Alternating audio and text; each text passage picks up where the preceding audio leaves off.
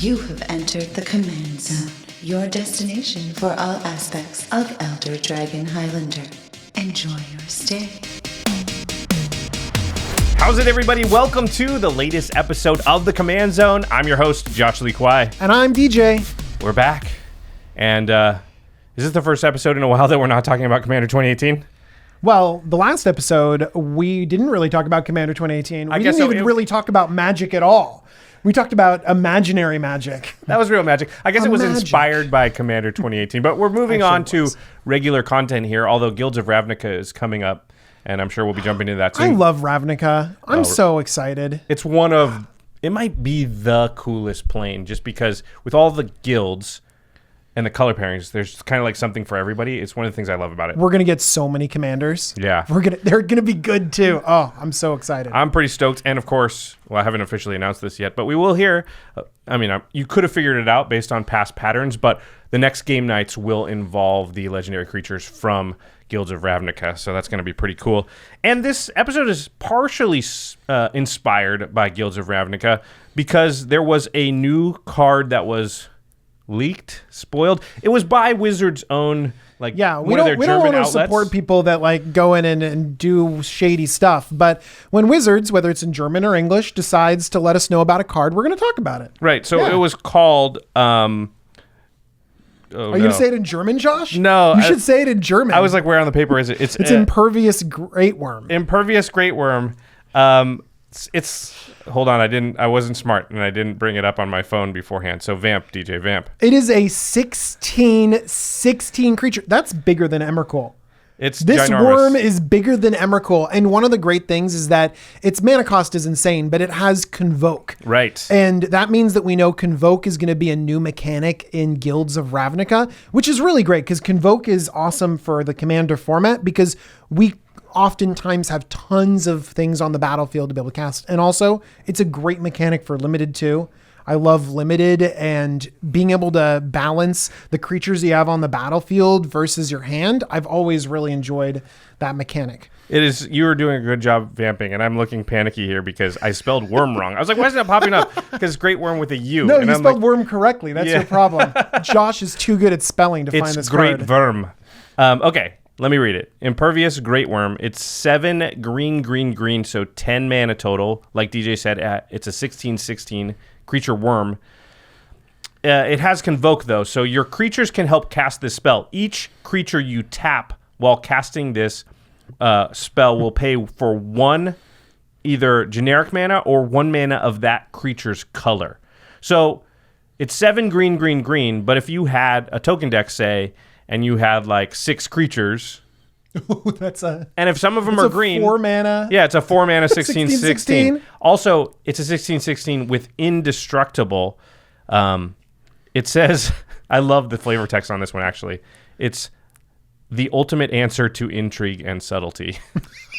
Because this card is not subtle. Boom. I'm a 16. By the way, I'm indestructible. Just don't think about triple, quadruple blocking me. So I do want to say this is the buy a box promo, it turns out, for Guilds of Ravnica. So this won't be something you can get in booster boxes. This is like Nexus of Fate, Firesong, and Sunspeaker. By the way, this is nothing like Nexus of Fate. Yeah, and I'm glad. I'm glad too. I think this is actually a pretty good buy a box promo. Yeah, and it's about the right level, power level. Yeah. Okay, so this card is coming out in Guilds. This made both you and I immediately think of a deck that you have, DJ. It's Selvala, Heart of the Wild. It's Wilds, amazing. Heart of the Wilds. We've talked about this deck. We've mentioned it on the show before. It's like a super powerful deck. It's really cool. It's so good that one time DJ and I were playing. We were playing with Cassius Marsh, the NFL player, and a couple other people, and DJ just beat us down with it. And afterwards, Cassius was like, can I see that? And he literally built the deck. And then when we showed up in Vegas, he had his own version of it because he was like, yep, you stomped me with it. And I was like, I want that deck. So, and guess what happened? He stomped us with it. Yeah, that sucks because I've only just lost to this deck. I need to go build this deck. I've seen it a few other places, other times. This is a very good deck, a very fun deck. We're going to go into all of that. But before we do, we need to give some call outs here, some shout outs. First of all, to our sponsor, Card Kingdom. If you go to cardkingdom.com/commandzone and use that affiliate link when you order any of the cards we're going to talk about today, maybe even pre-order. I'm not sure when this comes out, if you're going to be able to pre-order yet, but you will be able to soon. The Guilds of Ravnica stuff. If you buy any Magic products at all with our affiliate link, you really are supporting this show, Game Nights, and all of our content. We super appreciate it. And you can also check out the Ultra.PRO stuff. And Ultra.PRO also has a bunch of Guilds of Ravnica themed things coming out, including, this is the coolest, and I've seen them already, are the guild sleeves. And the sleeves are just very simple. They have the guild symbol in the guild colors. So it'll be like black with a green Golgari symbol on it. That's perfect for Commander. And I know a lot of people that are just going to pick up those sleeves and sleeve up their Commander decks. Yep, it's awesome. It's awesome because if you have a Marin deck, you want the Golgari ones. If you have a Mizzix deck, you want the Izzet ones.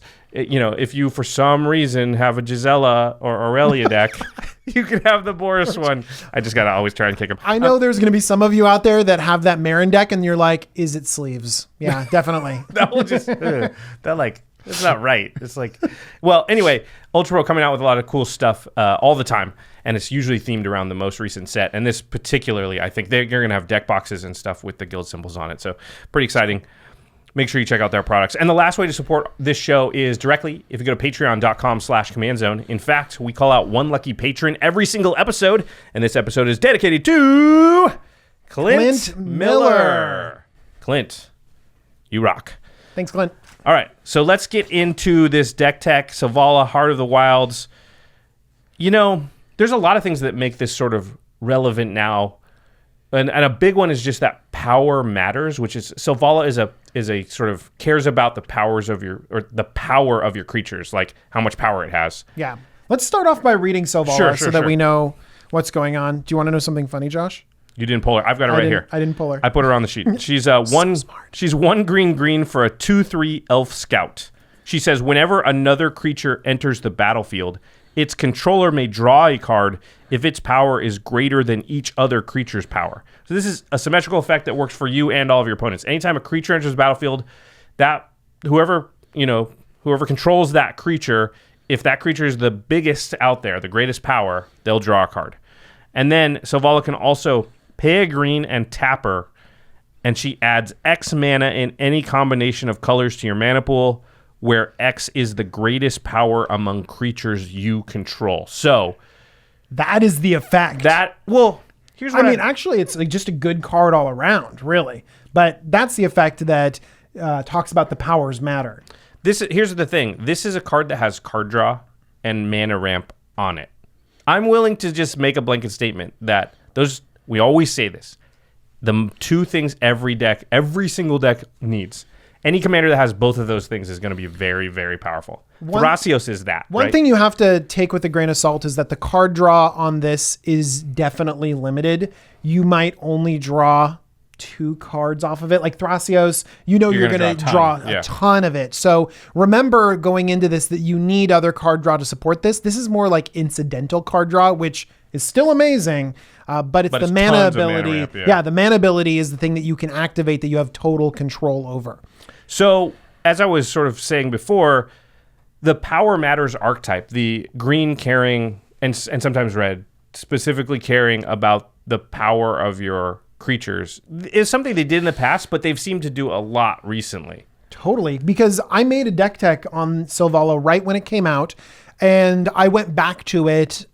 I went back to that video in preparation for this, and it seems that so many new cards have been added. There's been so many new movements toward power matters by Wizards. I think this is something that they really like and are putting as an identity for green, and we're going to keep seeing it over and over again. In fact, we're seeing it on a gigantic 16/16 worm. Green is going to have powerful power-based effects. Yeah, didn't you say since doing that video when she first came out, you've now added like 15, 16 new cards to it? Yeah, and they're great cards. It's not like, I'm trying out something new. It's like, no, this is now a staple in this deck. Yeah, and we're likely to continue to see this theme. It just seems like something they've landed on that they like and does feel very green. So it's a deck that's going to maybe continue to get, new good cards. Maybe not every set, but often. But I mean, think about it in terms of every set. We have Grothama, which is a power matters from Battle Bond that just came out. We have Goreclaw, that literally just came out, and it's a Power Dominaria, Matters right? bear it's from M19. It's the Was it M19? yeah, because it's the monocolored green one that matched the monocolored Right. monocolored I get mixed up what set is which. legendaries. Yeah, and so we're just gonna Colossal Majesty. That's another card that cares about having big creatures. Absolutely. And so we're seeing all of these most recent sets caring about something Power Matters. I think that's really interesting from a deck building perspective. If you're building a deck, you can build around Splice onto Arcane or something maybe, but your ability to then get new cards for it that are going to come out, or not your ability, but the likelihood is not very high, right? You're not getting it. I think that's one of the reasons something like Atraxa or whatever is very attractive, because that's, something with counters is going to come out in every set. All the time. Yeah. So you're going to be able to keep upgrading, keep building, evolving, changing, powering it up as you were. I think that's really compelling when I'm building a deck to think about that. Do you know what else is great? Is that if you get bored of Selvala, you can switch it out. Right now, my Selvala deck is technically a Grothama deck because I wanted to try out the gigantic fighting worm. True. And so I traded a few cards in, a few cards out, and then suddenly I have a brand new deck, and then I can change it back to Selvala a little bit later. Goreclaw is another one you can exactly. think about Can switching sub to. in and have a completely different feeling deck, but you have a lot of the basic staples that remain the same and remain powerful. I have a feeling that neither Goreclaw or Grothama is going to be anywhere near as powerful as Selvala. No, the mana she adds is incredible. Okay, so you put down, this is a big mana deck. Do you want to talk about what you mean by that? Yeah, so this is a big mana deck because your goal is to get as much mana as possible with your Selvala. And so you need to be very conscious of how best to get big mana. By the way, it's getting big powered creatures, or getting your creatures to have a lot more power than they normally have. And then also there's the other side of that is, well, what are we going to do once we get all of that big mana? Yeah. And so that's the balance that we need to do. We need to be able to reliably get big mana and then also have a powerful thing to do with it. Okay. So the first category you have here is big efficient creatures. Of course, we want big creatures because Selvala draws a card and also then taps for more mana the bigger creature we've got. Absolutely. And they need to be efficient because Terastodon is a great card, but it comes down so late. The CMC is so high, you don't have a way to get here from there. Whereas some of these cards, like for example, the first one, Ronus the Indomitable, is 3 CMC for a 5/5. That means you can play Selvala on turn 3 at the latest, and then you can play Ronus on turn 4 and then still activate Selvala to generate 5 mana. Yes, remember that Selvala. Powerful play. Remember that Selvala's ability does cost a mana, so you kind of have to take that into account. Ronus is really interesting because it's 2 and a green for a 5/5 creature god. This is from Amonkhet. Death Touch and Indestructible. But Ronus the Indomitable can't attack or block unless you you control another creature with power 4 or greater. Ronus can also pump another creature, give it trample. Here's the thing. Selvala doesn't care if the creature can attack or block. So that downside. Whereas like the Theros gods, they aren't actually creatures until you meet that requirement. Exactly. But Ronus and the Amonkhet gods, they're still creatures. They just can't attack or block. So it's a really cool use of sort of a loophole in the system almost. Yeah, and being indestructible is great. It's got a mana sink on there, Yep. something that we might mention a little bit later. We just talked about, well, I make a ton of mana. What do I do with it? Giving a couple of my creatures like a ton of power and trample is a good way to win a game. And then also, this is going to be turned on constantly because all of our creatures are going to have huge power. Yeah. Yeah, definitely. Let's talk about another new creature. By the way, both of these are new. Yep. With huge power. It's Galta Primal Hunger.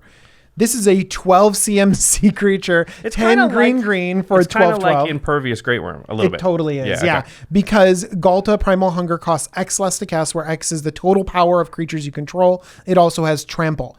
This matches up so well, too, because not only is this a huge body, a huge powered body for very little mana, it actually becomes way less because it synergizes with every other big powered creature in the deck. I mean, even just Ronus and Selvala out, this is going to cost 5 mana. And then Selvala will then tap for 12. So you'll actually gain mana on that exchange. Never mind that many times you're just going to be able to cast Galta for green. Great. Great. And then Selvala immediately taps. Yeah, this is like, when this came out, the Selvala deck was just salivating Selvala. All right, Josh, the next one is all you. Okay. I knew you were going to make me read with this one. There are some decks where this is good, and this is one of them. It's Mana Gorger Hydra. It's 2 and a green for a 1/1 trample. Hydra. Whenever a player casts a spell, put a 1/1 counter on Mana Gorger Hydra.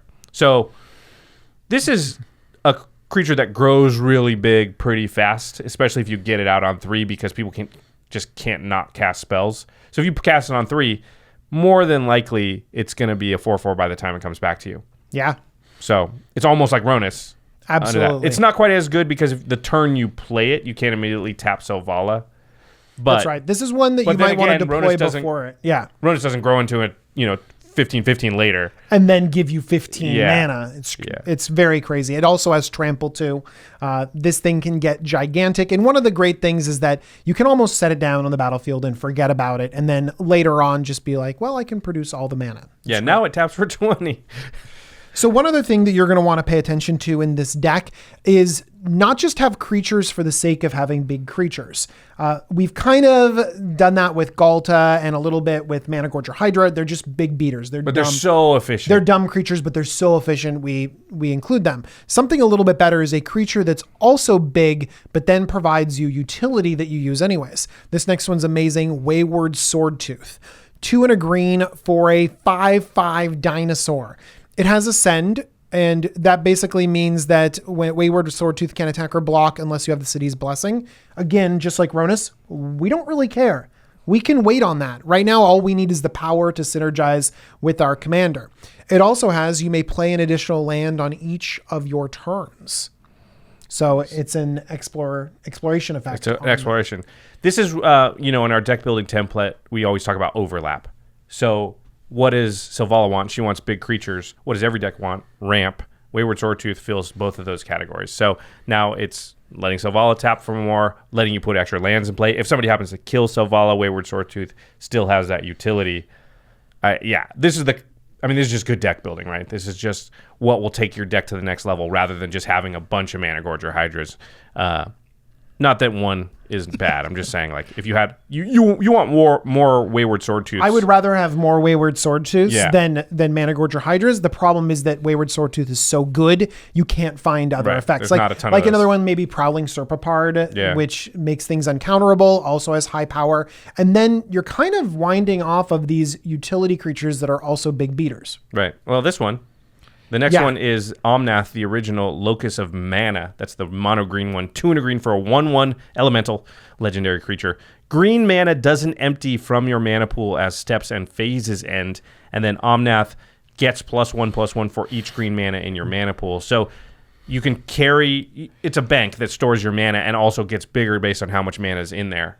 Oh my gosh. And the fact that it gets bigger too means that you can tap Selvala and it basically doubles. It's like a doubling power. Cube. Yeah. It's like a doubling cube for this deck.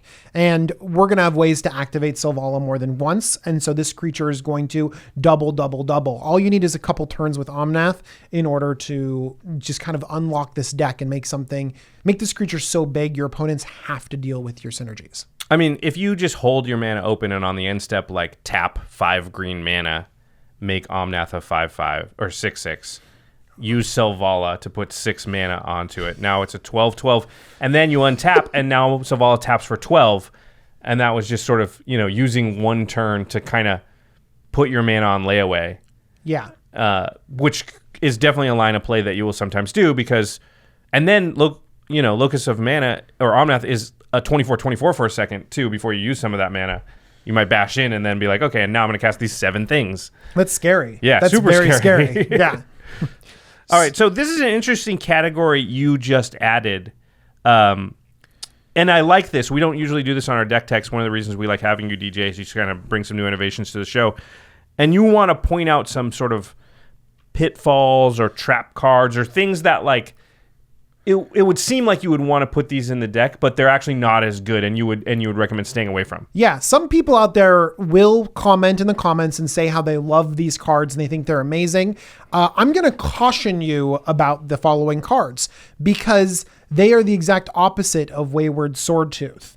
Wayward Swordtooth has that utility and then it has incidental power. These creatures I'm about to describe are basically only power. They're one note. They're exactly one note. They create sort of a glass cannon effect where they literally do nothing unless everything is going right. Right. And that's something we kind of preach against.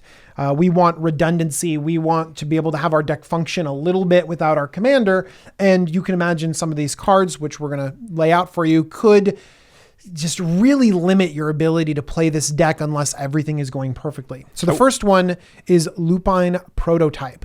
It's 2 colorless mana, generic mana, for a 5/5 artifact creature wolf construct. So 2 mana 5/5, that sounds like, man, that goes really well in Selvala. Yeah. Lupine Prototype can attack or block unless a player has no cards in hand. So it's never going to attack or block in Commander It ever. should never attack or block. And so this is simply like an artifact to facilitate your commander. And it's good, but 5, like let's say it was a 2 mana 12/12. That would give you so much mana with Selvala, it'd be worth it. It might be worth it, yeah.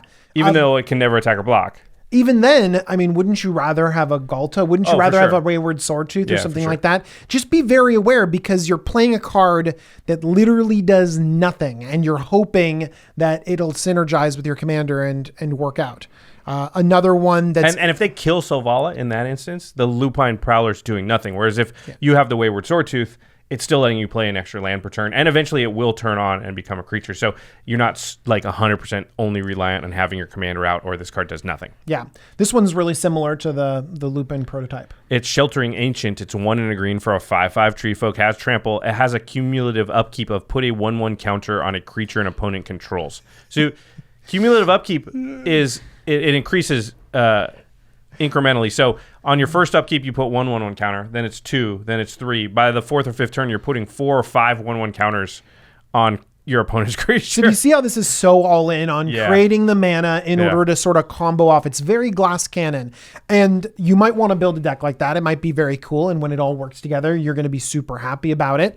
But I like a deck that has more avenues for winning. And that does not include putting +1/+1 counters on all my opponent's creatures. Again, if they kill Selvala there, you are just sad. How about a 3 mana 8/8, Josh? Seems good. Its cumulative upkeep is sacrifice a creature. Well, and I've played against this deck enough to know that very early on, you basically got Selvala and 1 big creature. Yeah. And that's kind of the moment where, like, this can't be played in that instance. Yeah, this is a 1-off or a 2-off. Like, immediately play it and then try to activate and go off. Even then, it's like playing a ritual card in that case. Do you know what? That's a great way of saying it. These are very much like rituals. And rituals are very powerful, but... Do you play rituals in our format? I mean, only if I'm playing like a storm deck or something that like... No, in general, the answer is no. Yeah. You need specific reasons. You like a much better balanced deck where you're not throwing a card into one explosive action. I mean, we talked about rituals for like Zancha, and that was because you know you're going to be able to use them to draw cards, so you don't have the card disadvantage. These ones, that's not how Selvala draws cards. I mean, you're going to replace it when you play this, presumably, but at the same time, one use, get a bunch of mana, get an extra 6 mana, I don't think is probably good enough on a lot of this stuff. Yeah.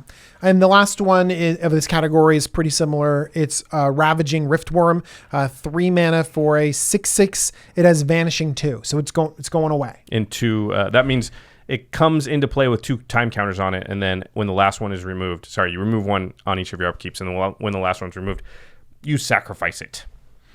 Okay, well, I actually think that there's some one-off effects, these kind of ritual effects, that can be really powerful. And that kind of transitions us into the next category, which are these one-time power boosts. Some of them are, again, a little bit sketchy, a little bit sketchy, but I think some of these can be really powerful. And the one that I like the most is Aronis's Monument. Yeah, you know what? These monuments in general have been pretty good about really seeing some play. Yeah. Aronis's Monument is 3 mana for a legendary artifact. Green creature spells you cast cost 1 less to cast. In a deck that has a lot of creatures in it, this is very relevant. Literal mana ramp. Yep. Whenever you cast a creature spell, target creature you control gets +2/+2 and gains trample until end of turn.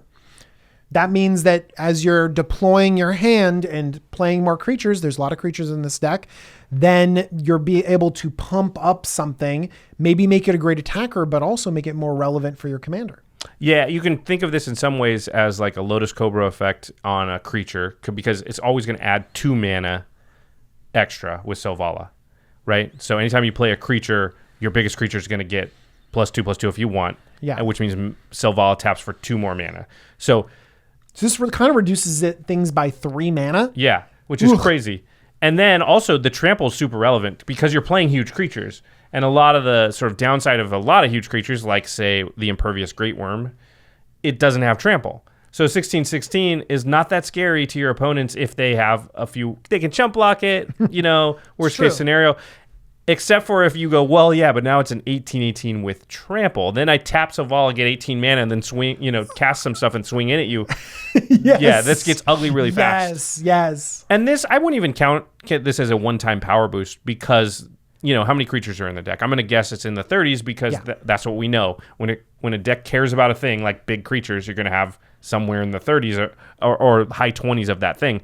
And so it could easily be every turn you get at least +2/+2 in trample. And I've seen this deck play. So there's turns in the mid to late game where Selvala is tapping for so much mana that you're actually dropping like 4 huge creatures, which means Ronus' Monument triggers on each of those. Which means you're giving 4 creatures potentially trample and +2/+2, or the same creature, +4/+4 and trample, and another one +4/+4 and trample. This just all adds up to such a good package. Yeah, I think it's great because one thing that I was kind of focusing on is that, well, it'll trigger once, it'll give you a mana reduction. That's kind of like the floor, and Josh is like, well, no, think of also the late game. Think of the ceiling. And he's like, I've seen the ceiling, and it's literally everything has trample, you win the game. Yep. It's almost like an overrun. Yeah. Yeah. So this is just a great, great card in the deck. I think the package is so good. It's doing everything you want. Yeah.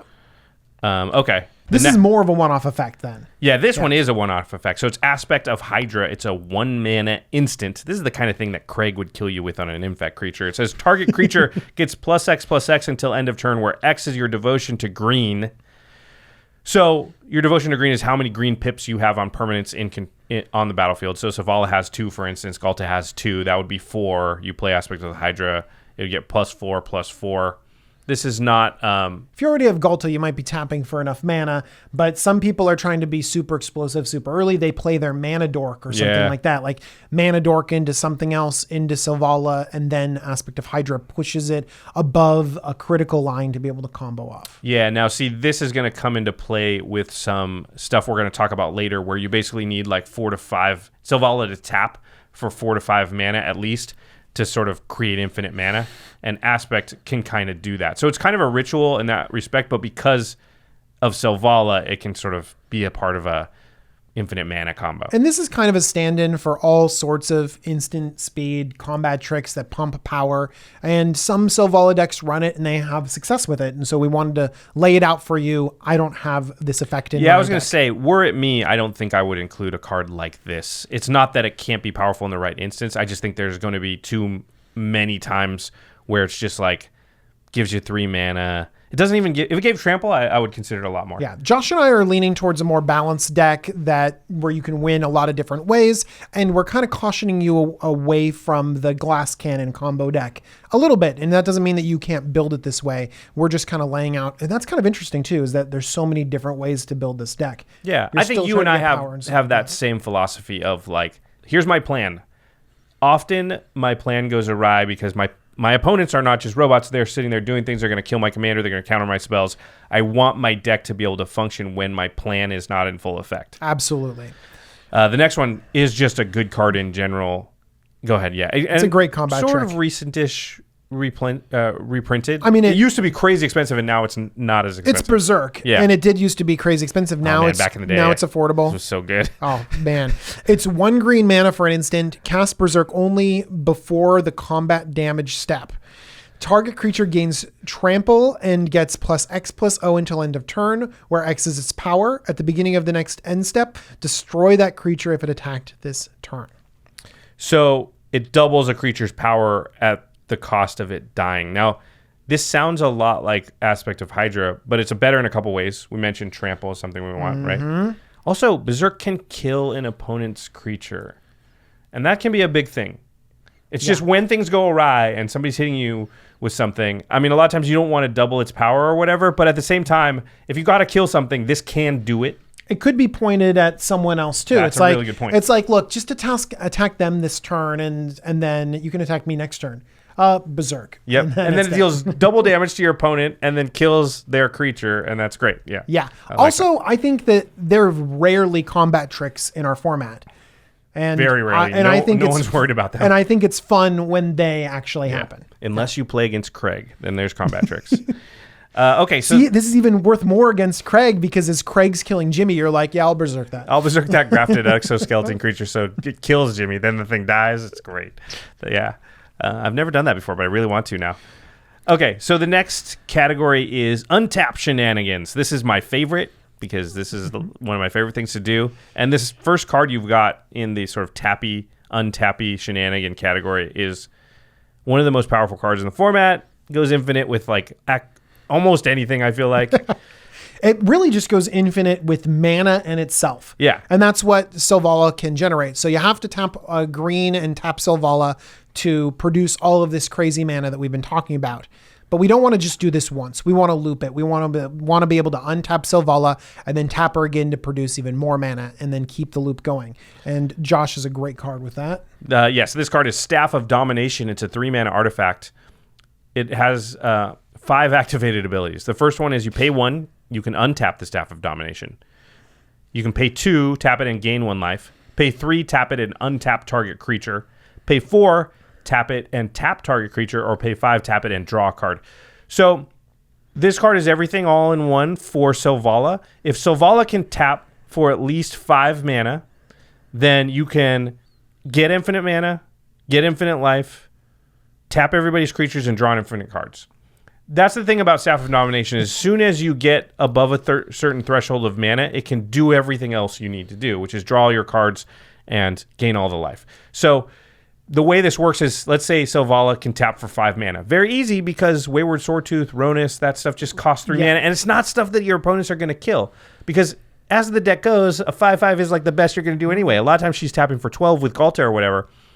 She taps for 5 mana, you pay 3 of that mana, and you activate the Staff of Domination, you untap her.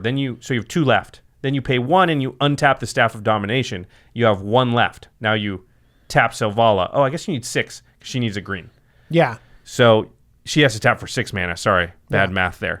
But if you tap for 6, then you have a green left over, and then you do it again. Yeah. And now you have 2 green. Do it again, and you demonstrate the loop to your opponent and go, I have unlimited green mana. Capiche? Yeah, and that's how you win. And then you go, well, I can draw as many cards as I want. I can gain as much life as I want. I can tap down all your creatures so you can't block. Yeah. Yeah. Staff wins games. There's a few more artifacts that will also win you the game. Umbral Mantle and Sword of Perins. Both of these are equipment that can equip to Selvala herself, is what you need to do. Let's look at Umbral Mantle. It's a 3-mana equipment, and it says equipped creature has 3 untap. This creature gets +2/+2 until end of turn. And it has equip 0, by the way. Yeah, which is really crazy. That's crazy. Because sometimes you'll be choked for mana and you'll want to be able to play it and instantly equip it. So with this one, you only need 5 mana from Selvala to get infinite mana, right? You pay 3, untap her, pay the 1 green, tap her. And sometimes you need even less to get this going, because it gives +2/+2. Then the next, all you need to do is be able to activate it enough to untap it, and then Selvala gets even bigger. That's true. You only need 4. Here's 4 the thing. You break even, right? Oftentimes, well, if you break even, you're pumping power every single time. So you break even, you do it once for 4, you untap. You didn't gain any mana, but you tap her again for 4. Now you untap it, and she's a 6/6. Yeah. And now she's tapping for 6. And then, so Umbral Mantle, you only need 4 mana to get in that infinite loop. And also, this is a kill condition in itself, because Selvala can get huge and make infinite mana. You can move this over to a different creature and make that infinitely large as well. So the one that has trample or something? Exactly. Mm-hmm. Sword of Perins is similar. You can untap the creature for 3. So it's another equipment. I like this next one. This is an untapper that's also on a decent-sized creature. Mm-hmm. So it's it's overlap again. It's Great Oak Guardian. It's 5 and a green for a 4/5 tree folk with flash and reach. But it says, when Great Oak Guardian enters the battlefield, creatures target player controls get +2/+2 until end of turn. Untap them. That's a fun combat trick. It's a great card to play. I think you should play it in a lot of decks. In this deck, it's amazing. Super good. Think of it this way, too. Great Oak Guardian comes in and gives itself +2/+2 and untaps Selvala, and it'll be a 6 power creature at that point. So it's almost free, at the very least, if you use Selvala to cast it, because it untaps Selvala, and you're kind of in the same place you were. So you almost get this effect for free. I think you lose 1 mana since you need the 1 green to activate Selvala, but still. Yeah, and cards like this, they feel like they're one-off effects, but when combined with cards like Cloudstone Curio or Temur Sabertooth, where you can bounce them and rebuy this ability over and over again, it ends up winning the game. Yeah, super powerful. This next one is a card you don't see very often. It's Scrib Ranger. It's 1 and a green for a 1/1. It says return a forest you control to its owner's hand and untap target creature. Play this ability only once each turn. So this is a way to untap Selvala. It also has flash and flying protection from blue, but that doesn't matter. So again, a one-off effect, but with bouncing, you can rebuy. And this is just every like the other turn one. now. Yeah, exactly. One-off effect every turn. So even if you've just got a 5/5, that is creating a ton of mana for you.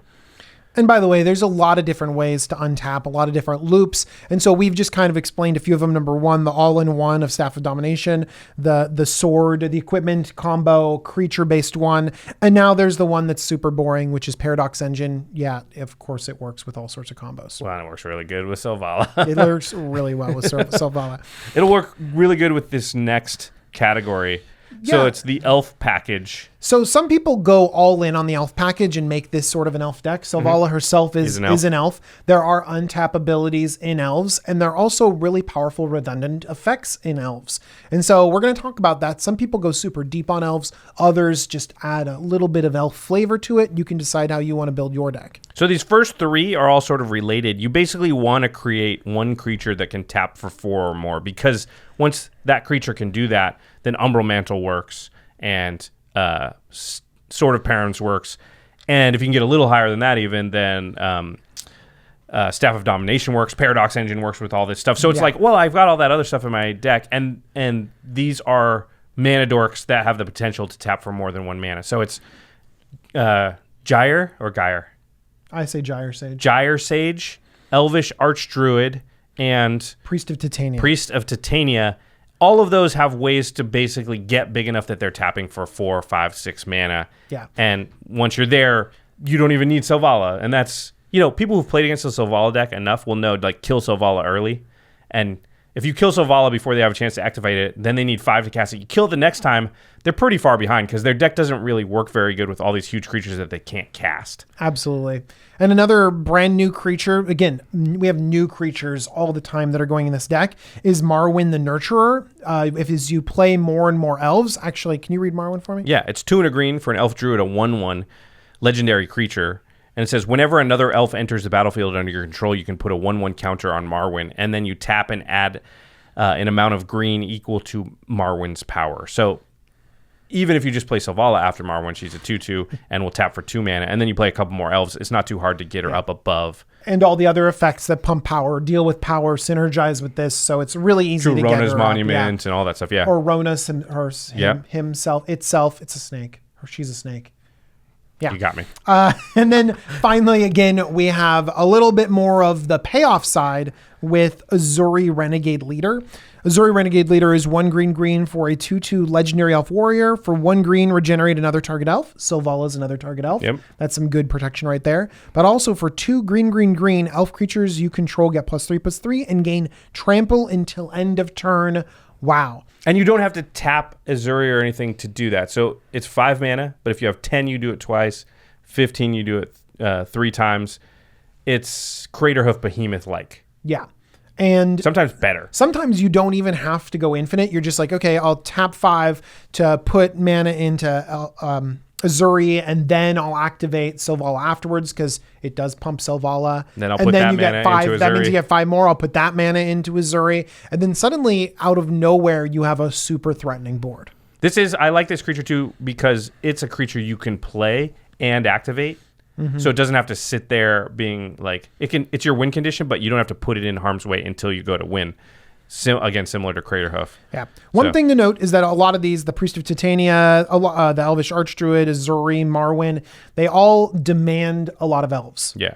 In order for them to work. So you can't just add these 5 cards in there. You need to make sure that you have even more elf support, some dorks, some utility, all going together. So this elf package can't be 3 cards. It needs to be a larger package to commit to this. Let me ask you, do you think you need to go all the way to like 25 plus elves to even run that, or can you do like 12 elves? You can run it for in 12 elves, but I believe it'll become more powerful if you start going deeper into like elves. if you're not going to do 20, should you just do 0? Like at what point is it not worth it? Yeah, I think I'd go with 20. I'd go with 10 other of the really strong utility creatures, and then I would go 20. Because didn't we actually land on 20 in terms of like what makes it a solid theme in a deck?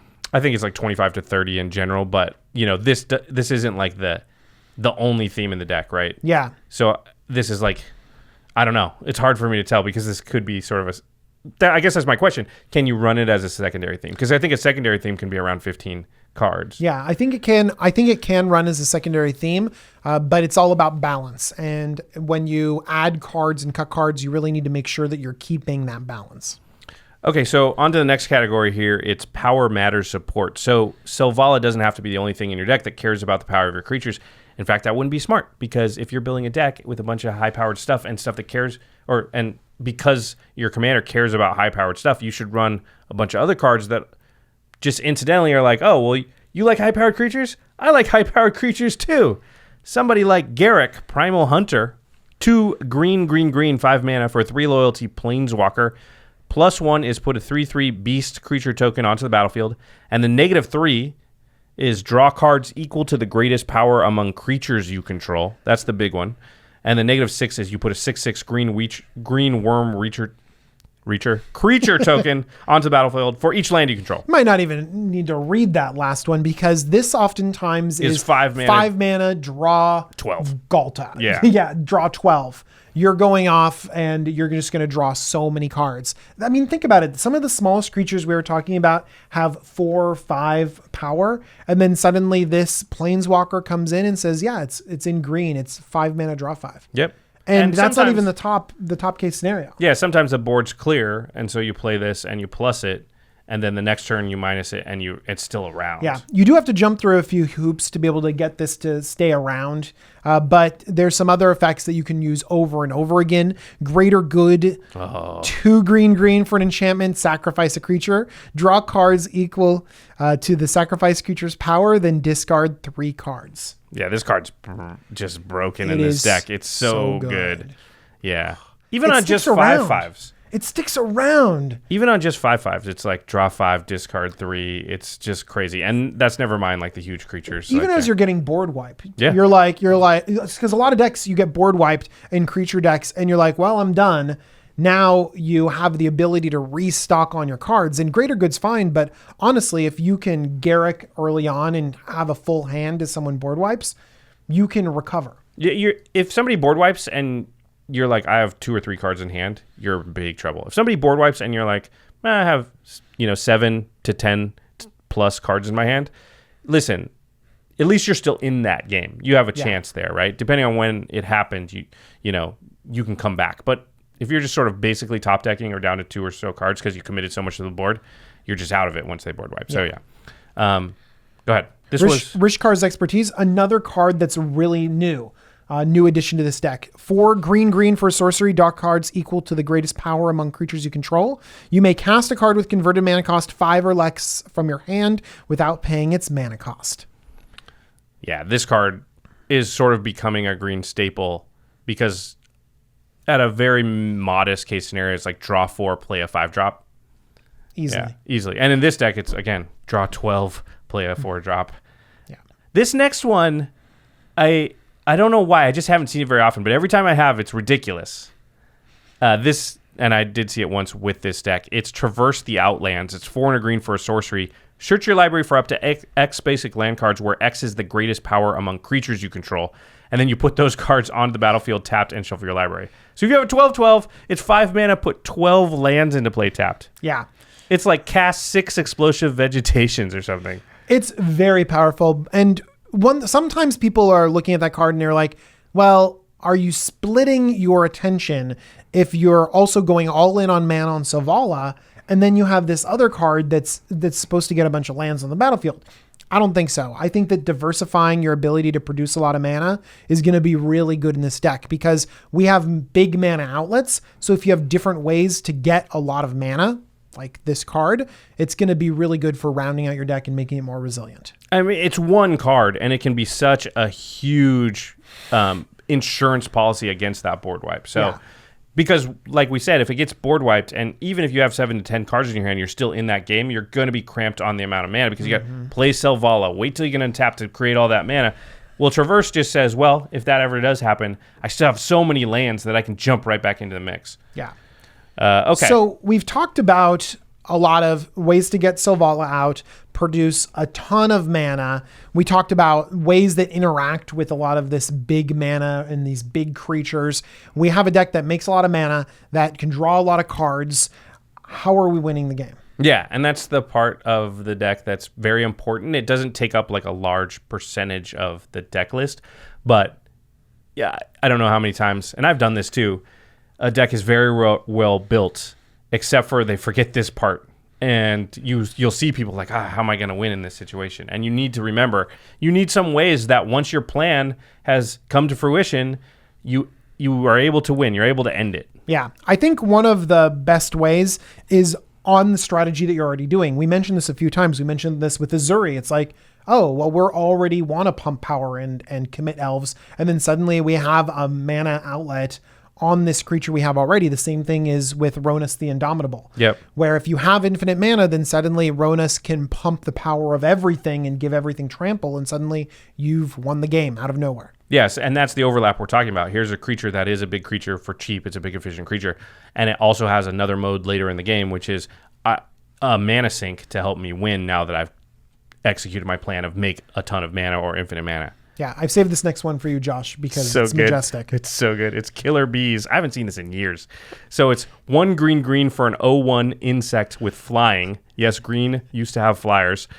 You pay a green, and Killer Bees gets +1/+1 until end of turn. So green also used to have fire.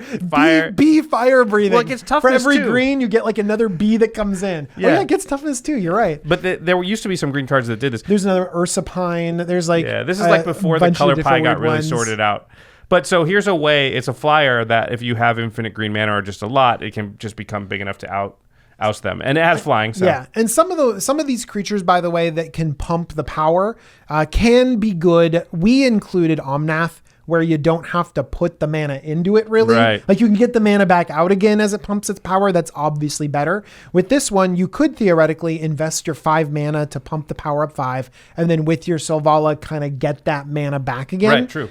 Yeah, and you could consider Killer Bees most of the mana you put into it free, depending on what your board looks like at that point. You can see how a lot of the other creatures are just way better than this one specifically, but the respect you get from the other opponents at the table for playing Killer Bees is high. Absolutely. Yeah, I'd be like, respect. Yeah.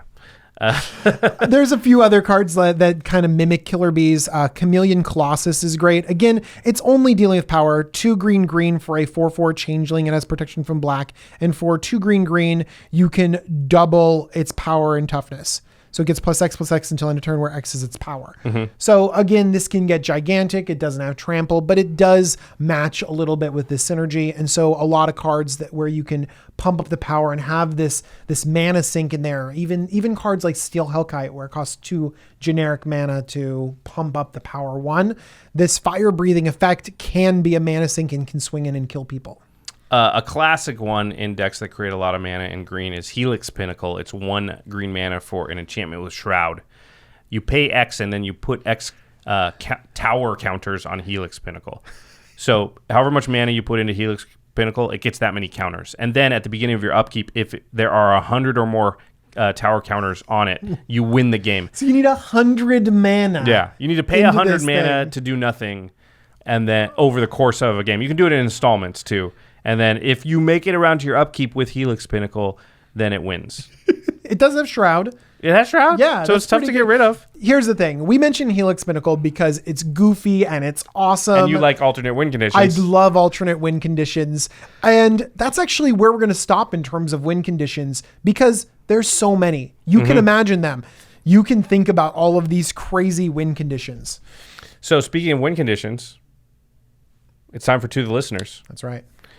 What are your favorite ways to win the game when you have all the mana? Infinite or just a lot? What do you put into your decks? It doesn't have to be green decks. Can be any deck. And I feel like this is a common question I'm asking myself in a lot of decks whose goal is to kind of gather resources. Then what do I do with it? How do you want to win? How do you want to win? Got to ask yourself. I want to win with Killer Bees. I kind of want to win with Helix Pinnacle, actually. I mean yeah. Yeah. I do not like to lose to Helix Pinnacle. I've done that a few times. I've never won with it. It's just like, no. Would you rather be crying, the bees? Yes. Okay. Bees. I feel like Helix Pinnacle, you usually get like a couple turns, and it's just like this boulder that's rolling towards you, and you're just, can I find something in my deck that will get rid of an enchantment with Shroud? And you're just trying to, that becomes the only goal of the game is like, is there... That sounds great to me right now. I'm even happier with that. All right, well, if you want to get a hold of a Helix Pinnacle or a Killer Beast or any of the cards we talked about today, go to cardkingdom.com/command-zone. If you use that affiliate link when you order any of your cards, Magic products, singles, anything at all, you really are supporting the Command Zone, game nights, maybe some additional content we've been working on in the background. When we have free time, I put that in quotes because it's not actually free time. But yeah, we do have some exciting stuff, I hope, coming up. I shouldn't have teased that because I don't know when it's going to be out, but hopefully. Why did I say that? Your comments are going to be filled with Josh. What is it? We have some cool stuff that we've been working on. It might be a little while. More game nights. Something else that's cool is products from Ultra.PRO. I was talking about those sweet guild-themed sleeves that are coming out for Guilds of Ravnica. I'm sure Murph is putting them on screen right now. We also have these wall scrolls, like the History of Benalia one, the Black Lotus one you saw on game nights. They've got a few other designs. Ultra.PRO just always coming out with really cool products. And like I've mentioned before, for those guild sleeves, they're using the Eclipse technology on all their sleeves now, so there's a high durability on anything you get that's themed around the new sets. Very cool. Good on you, Ultra.PRO. Okay, time for the instep, where we talk about something cool outside the world of Magic. I see DJ bringing it up on his phone over here. He's got something. Yeah, I got another book for you. Oh, sweet. It's awesome. Okay, so it's called Educated. It's a memoir by Tara Westover. Okay. And I think it's gaining a lot of traction. Is it newer? It's a little bit newer. Oh, cool. Yeah. And I mean, a lot of people have read it and it's right, getting critical acclaim and stuff like that. Yeah, but it's not a bunch of years old. Yeah. And it's amazing. Okay. It's a story about a girl who grows up and basically she never goes to school. And like she's at any level? Well, through childhood. The first time that she goes to school is when she's 16. Oh, wow. Yeah. And so she never goes to school. She lives with this crazy family who gets her a birth certificate when she's 9, where her family forgets her actual birthday. And so she gets to pick her birthday every year. where it's this dive into this crazy world. It's heartbreaking and cringy. And is it a true story? Yeah. Oh, wow. And I think I'm going to stop there. Yeah, but basically, it's kind of follows her education and her family and her crazy messed up family and her amazing path through life and through education. It's phenomenal. All right. I love book recommendations. I'm going to write that down and check it out. Yeah. Always looking for new stuff to read. And I got a plane ride to PAX here tomorrow. So maybe I'll read it. Yeah, I'll read it. Going all the way to Seattle. I will say that the Criminal podcast that you stepped about a few episodes ago, I've been binging it. I'm on episode 50 now. Yeah, I probably listened to, I don't know, in the last week, I probably listened to 15 episodes because they're 15 to 20 minutes. They're pretty short episodes, and what I like is that they're kind of all over the place a little bit, where it's like, okay, whoa, this one's like super deep and serious, and this one's like super lighthearted. So I'm just saying that DJ, I give good end steps. DJ has good taste. I give good end steps. Somebody who gives good podcast are the Masters of Modern. Alex Kessler and Ben Bateman. They talk about the modern format and all things competitive Magic. They've recently started doing YouTube videos, so if you go to YouTube and type Masters of Modern into the search bar, they will pop up there. They're adding a bunch of extra content too. I know I was talking to Ben, and he's got a bunch of plans for just... He used to do 10 Minutes of Magic. I think he may still do that, which is another little short snippet podcast where he would talk about Modern and all things in Magic, and they've got a bunch of stuff like that planned. They got big plans. So if you want to check them out, you can find them on collected.company right next to us, or you can follow them on Twitter at the MMCast. Our editor is Murph. Josh Murphy. He's doing a great job. Special thanks to Geoffrey Palmer for the Living Card animations at Living Cards MTG. All right, everybody.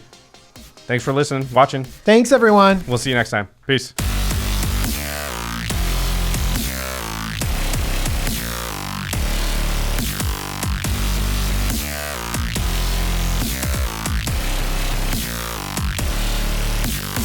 Thank you for your attention.